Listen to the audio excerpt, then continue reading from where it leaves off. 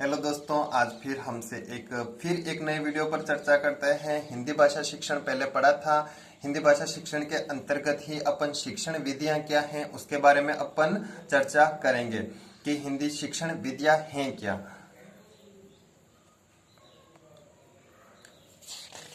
उसमें आपके हिंदी शिक्षण विधियों के कुछ नाम दे रखे हैं कि हिंदी शिक्षण विधियां एक तो दे रखी है अनुकरणात्मक विधि, अनुकरणात्मक यानी बच्चा अनुकरण करेगा। दूसरी दे है वाचन विधि है, व्याख्या विधि है, ध्वन्यात्मक विधि है, श्रुत लेखन विधि है, भाषा संसर्ग विधि है, साहचर्य विधि है, सूत्र विधि और रसास्वादन विधि है, प्रदर्शन विधि और दे रखी है हर्बर्टी विधि है, व्यतिरेक विधि, आगमन विधि, निगमन विधि, प्रत्यक्ष विधि, भाषा प्रयोगशाला विधि, पर्यवेक्षित विधि, अभिक्रमित अनुदेशन विधि, दल शिक्षण विधि, समवाय विधि और एक है व्याकरण अनुवाद विधि।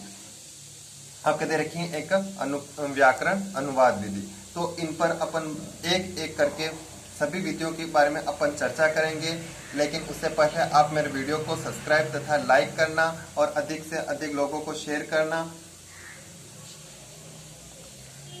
उसमें दे रखी है एक मेथड का नाम है अनुकरणात्मक विधि। अनुकरणात्मक विधि यानी अनुकरण से रिलेटेड कहे हैं, इस चीज को अपन तोड़ते हैं अनुकरणात्मक तो अनुकरण बन जाता है एक, यानी इसमें बच्चा क्या करेगा, अनुकरण करेगा और सीखेगा। छात्र अध्यापक के वाचन या लेखन अनुकरण करके सीखता है। छात्र जो है जैसा अध्यापक को देखेगा उसी प्रकार का अनुकरण करेगा और भले वो वाचन से संबंधित हो या फिर लेखन से संबंधित, फिर वह अनुकरण करके बच्चा क्या करेगा, सीखता है। दूसरा बिंदु दे रखा है छात्र अध्यापक की शैली के आदर्श का अनुकरण कर लेखन रचना का कार्य करता है। यानी अध्यापक की शैली कैसी है, वह कैसे रहता है, आदर्श क्या है उसके, उन सब चीजों का बच्चा क्या करता है, अनुकरण कर लेता है और लेखन रचना का कार्य करता प्रारंभ कर देते हैं। प्रारंभिक, माध्यमिक एवं उच्च माध्यमिक स्तर पर रचना शिक्षण हेतु यह विधि उपयोगी रहती है। रचना शिक्षण करवाया जाता है, उसमें यह विधि क्या होती है, उपयोगी रहती है। अनुकरणात्मक विधि के प्रकार के बात करें तो अनुकरणात्मक दो प्रकार से हो सकता है। एक तो उच्चारण से संबंधित बात करेंगे। उच्चारण किस प्रकार से कर रहा है, जिस प्रकार से बच्चा जो है यानी अध्यापक उच्चारण करता है उसी प्रकार का बच्चा भी अनुकरण करेगा। अगला जो दे रखा है दूसरा बिंदु दे रखा है रचना अनुकरण। रचना यानी रचना से रिलेटेड जैसे निबंध आ जाता है, विभिन्न यानी होली का निबंध देखकर बच्चा दीपावली का निबंध लिखता है, इस प्रकार का अनुकरण इसके अंतर्गत आ जाते हैं। उच्चारण अनुकरण की बात करते हैं। अध्यापक एक एक शब्द बोलता है, बालक उसका अनुकरण करता है। जैसे जैसे बच्चा अध्यापक जो है एक एक शब्द बोलता है, बच्चा उस हर एक शब्द का क्या करेगा, अनुकरण करेगा।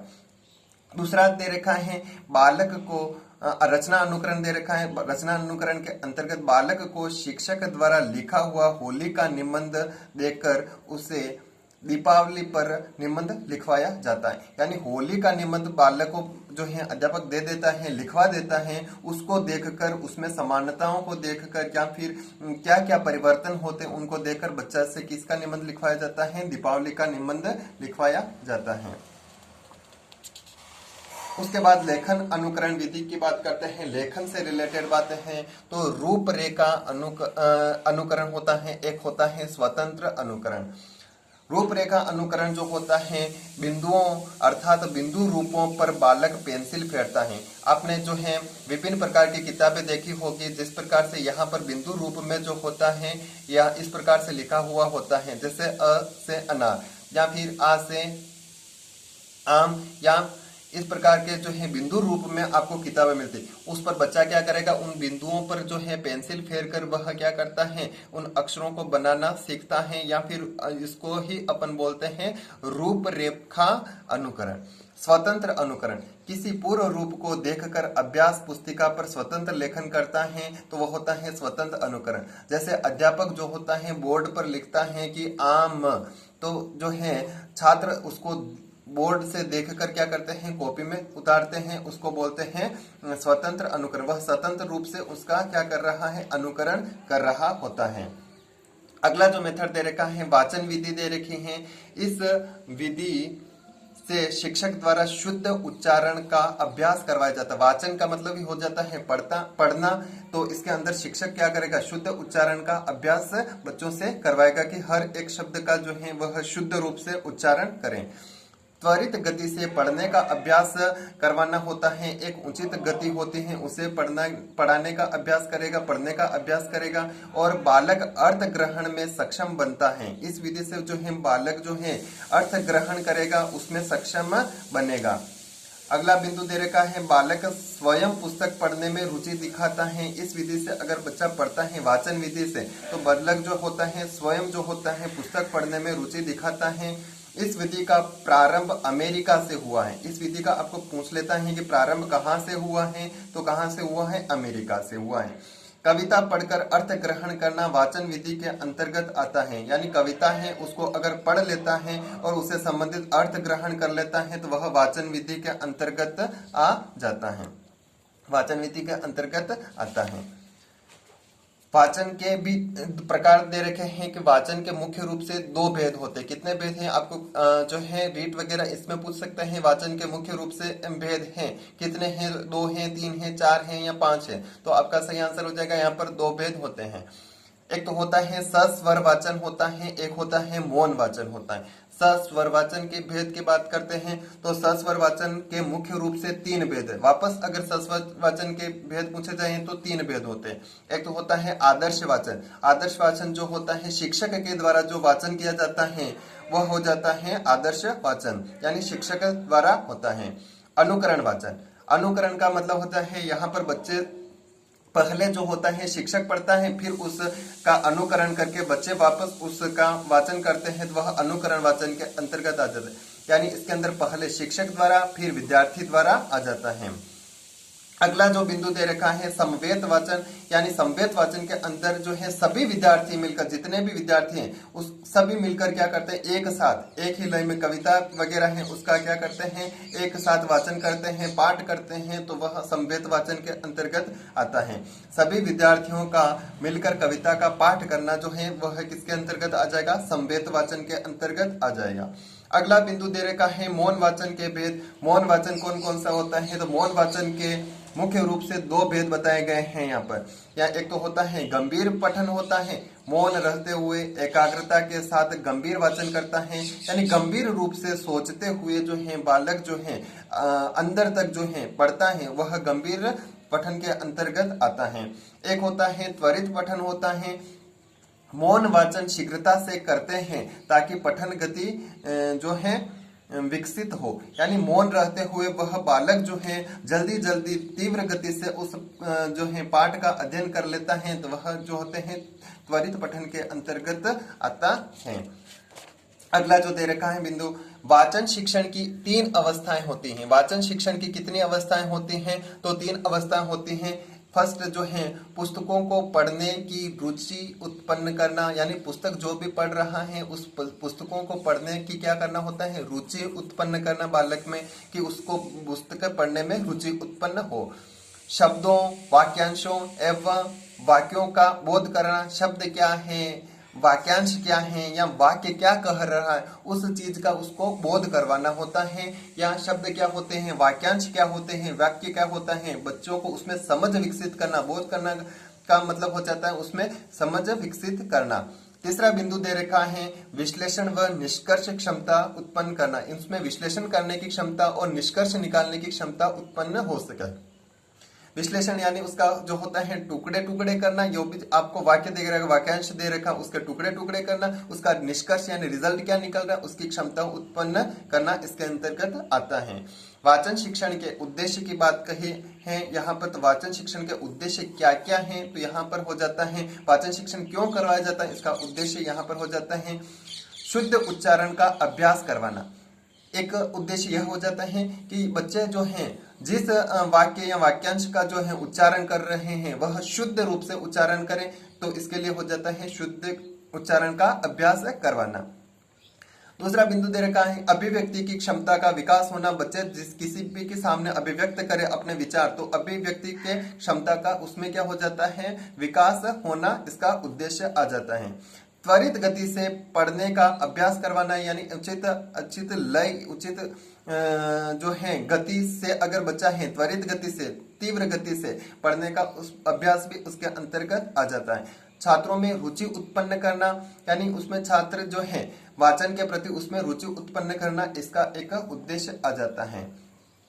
अगला जो विधि दे रखी है व्याख्यान विधि, या उसको बोलते हैं व्याख्यान विधि भी कहते हैं, लेक्चर मेथड। यानी इसमें क्या करता है, अध्यापक जो होता है व्याख्यान विधि से पढ़ाता है, शिक्षार्थी उसको सुनते रहते हैं, सुनकर अर्थ ग्रहण करते हैं। इसके अंदर अपन देखते हैं व्याख्यान विधि को भाषण विधि के नाम से भी जाना जाता है। अधिकांशतः हम देखते हैं कि जो अध्यापक होते हैं कक्षा में आकर व्याख्यान विधि से पढ़ाते हैं, उसको जैसे अपन कहते हैं कि भाषण दे रहे हैं, तो यहाँ इसलिए इस विधि को क्या कहते हैं, भाषण विधि के नाम से भी जाना जाता है। सर्वाधिक प्राचीन विधि है, यह एक बहुत ही प्राचीन विधि मानी जाती है, क्योंकि पहले से ही यहाँ पर बच्चे जो होते हैं उनको भाषण विधि से पढ़ाया जाता आ रहा है, तो इसको सबसे प्राचीन विधि कही गई और बच्चे इसको सुनकर अर्थ ग्रहण करते हैं। अगला बिंदु दे रखा है गुरुकुल शिक्षण प्रणाली इसी पर आधारित थी। गुरुकुल जो शिक्षण प्रणाली चलती थी, गुरुकुल में जो है शिक्षक जो है उसको शिक्षक जो होते हैं उनके सामने व्याख्या कर देते थे किसी भी चीज की, तो शिक्षार्थी उसको ग्रहण कर लेते थे, तो इसलिए इसको गुरुकुल शिक्षण प्रणाली भी कहा जाता है। इसमें जो है केंद्र में मुख्य रूप से अध्यापक रहता था और विद्यार्थी नहीं, यानी यह एक अध्यापक केंद्रित विधि है। सिर्फ और सिर्फ जो है अध्यापक ही सक्रिय रहता है, उसमें शिक्षार्थी नहीं होते हैं। शिक्षार्थी तो सिर्फ मुख्य श्रोता बन जाते हैं, सिर्फ और सिर्फ सुनते रहते हैं। अगला जो यहाँ पर बिंदु दे रखा है व्याख्यान विधि की प्रभावशीलता दो बातों पर निर्भर करते हैं। व्याख्यान विधि कब प्रभावशील होगी और कब नहीं, यह मुख्य रूप से दो बातों पर निर्भर करते हैं। शिक्षक का प्रभावशाली वक्ता होना, यानी शिक्षक अगर प्रभावशाली वक्ता है तो यह प्रभावी रहेगी, बच्चे अधिक तरीके से अच्छे तरीके से सीखेंगे। और दूसरा जो है छात्र का अच्छा श्रोता होना, ऐसा नहीं कि सिर्फ और सिर्फ प्रभावशाली वक्ता ही हो, कि शिक्षक कितने भी अच्छे तरीके से प्रभावशाली तरीके से बच्चों के सामने व्यक्त कर रहा है, लेकिन छात्र जो है अच्छे श्रोता नहीं है तो भी वह नहीं सीख पाएंगे। और यदि छात्र कितने भी अच्छे श्रोता क्यों न हो, अगर शिक्षक जो है प्रभावशाली वक्ता नहीं है तो भी बच्चे नहीं सीख पाएंगे। इन दोनों बातों का यहाँ पर बहुत महत्वपूर्ण है कि शिक्षक का प्रभावशाली वक्ता होना भी आवश्यक है और छात्र का अच्छा श्रोता होना भी आवश्यक है। अगला जो बिंदु दे रखा है व्याख्यान विधि के सोपान कौन कौन से हैं, क्या क्या चरण हैं, किस तरीके से वह चलते हैं। विषय वस्तु व प्रकरण का निर्धारण, सबसे पहले जो अध्यापक क्या करेगा, विषय वस्तु क्या है, प्रकरण क्या है, उसका निर्धारण करेगा। फिर दूसरा जो है अध्यापक द्वारा योजना का निर्माण, वह योजना का निर्माण करेगा, किस प्रकार से उसको प्रदर्शित करना है, किस प्रकार से नहीं।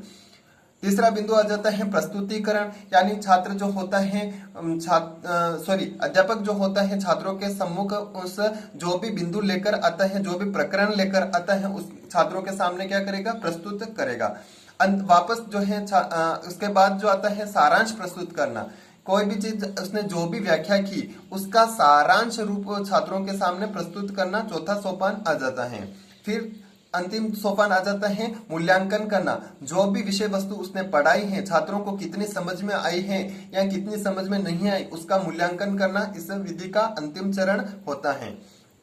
व्याख्यान विधि का प्रयोग, नवीन पाठ का प्रारंभ करना, कोई से भी मेथड हो या किसी भी सब्जेक्ट हो, अगर नवीन जो पाठ पढ़ाए जा रहे हैं, नवीन विषय वस्तु अगर पढ़ाए जा रहे हैं, उसका प्रारंभ करने से पहले जो है इसका उपयोग करता है, इस विधि का उपयोग करेगा।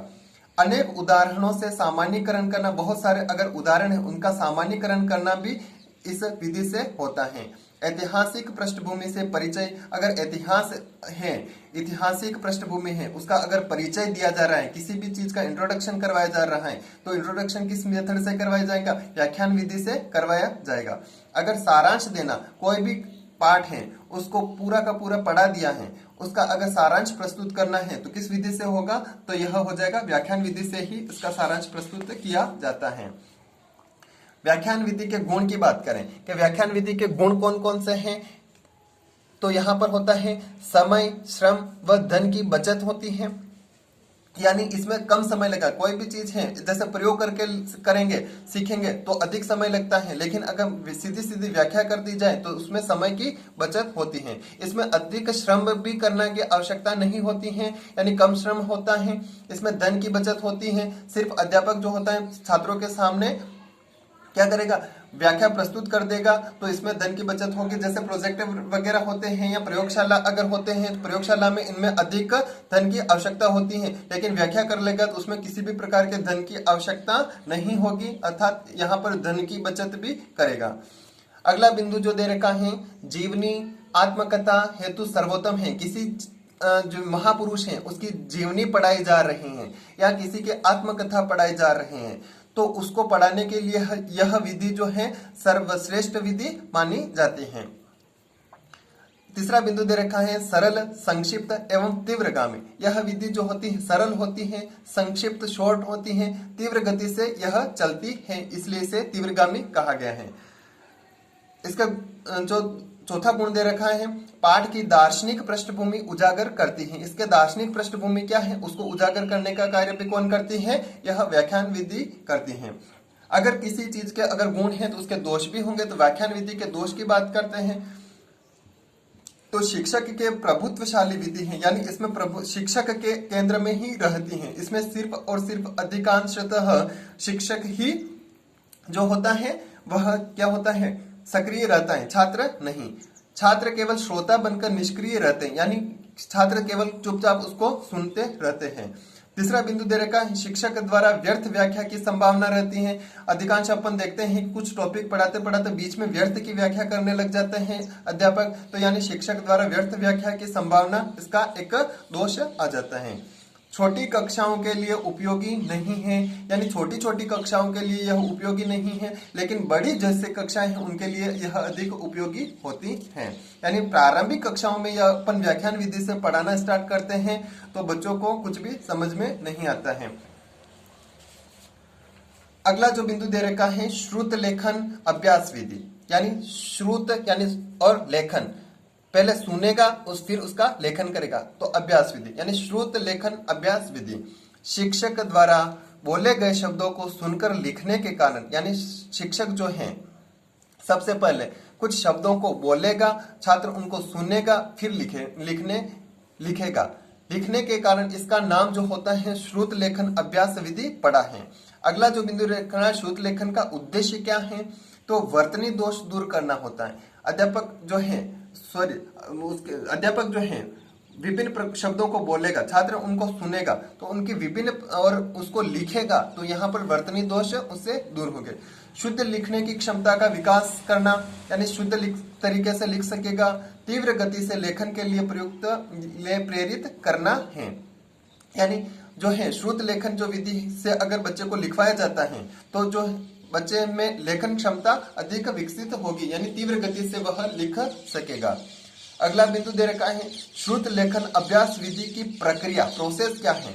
पहले दिन ही संकेत दे दे, यानी बच्चों को पहले दिन ही संकेत दे देना चाहिए बच्चों को अगले दिन वह क्या क्या पढ़ाएगा। गद्यांश तथा 10 कठिन शब्द होने चाहिए, यानी उसको 10 कठिन शब्द या फिर गद्यांश दे देना चाहिए। द्रुत वाचन करवाएं। अशुद्धियां छांटिए, उसमें अशुद्धियां कौन कौन सी उनको छांटना चाहिए। छात्रों को प्रोत्साहन दें, यानी उनको मोटिवेट करना चाहिए।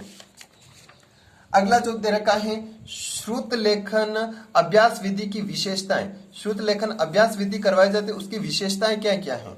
तो फर्स्ट है लेखन क्षमता विकसित करती है। सुनकर अगर बच्चा लिखेगा तो उसमें लेखन क्षमता विकसित होगी। स्मरण शक्ति का विकास होगा, यानी याद रखने की क्षमता उसमें विकसित होगी। तीसरा वर्तनी दोष का निवारण, यानी वह वर्तनी से संबंधित जो भी दोष है उनका निवारण भी इससे किया जा सकता है। अगला जो मेथड दे रखा है, ध्वन्यात्मक विधि।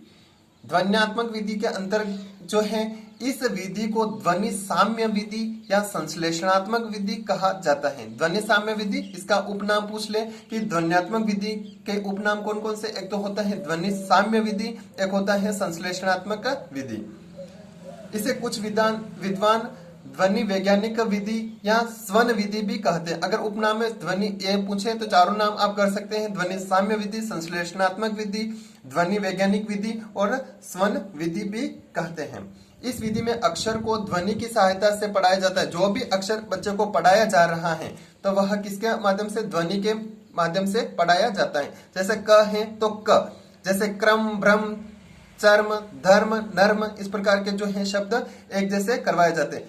तो इसीलिए तो यहाँ पर ध्वनि साम्य यानी ध्वनि में समानता, जैसे मैं कुछ लिख लेता हूँ क्रम, यहाँ पर लिख लेता हूँ ब्रह्म, बच्चे को इसी प्रकार के शब्द और लिखने को कहा है तो और वह लिख सकेगा क्रम, ब्रह्म, और यहाँ पर जितने भी और शब्द बनते हैं बच्चों को लिखने के, इससे संबंधित बच्चा क्या करेगा और शब्द लिख सकता है। तो यहाँ पर ध्वनि की क्या है, समानता हो गई, इसलिए इसको क्या कहा जाता है, ध्वनि साम्य विधि कहा जाता है। ध्वन्यात्मक विधि की विशेषताएं क्या क्या है। इस विधि में शब्दों, वाक्यांशों और वाक्यों की ध्वनियों के शिक्षण पर बल दिया जाता है, यानी उसकी ध्वनियां क्या क्या है उसका शिक्षण पर बल दिया जाता है। जैसे यहाँ पर बात करते हैं कि धर्म, कर्म, मर्म आदि और बहुत सारे आप कर सकते हैं। और दूसरा बिंदु दे रखा है, वाचन के लिए ध्वन्यात्मक विधि उपयोगी होती है। वाचन अगर करवाया जा रहा है तो उसके लिए ध्वन्यात्मक विधि जो है उपयोगी होगी। इस विधि में ध्वनियों, उनके उच्चारण तथा ध्वनि संरचना का अभ्यास हो जाता है, यानी ध्वनि के कौन कौन सी है, क्या क्या है, उनके उच्चारण कैसे होते हैं और ध्वनि की संरचना क्या, इससे संबंधित अभ्यास हो जाते हैं।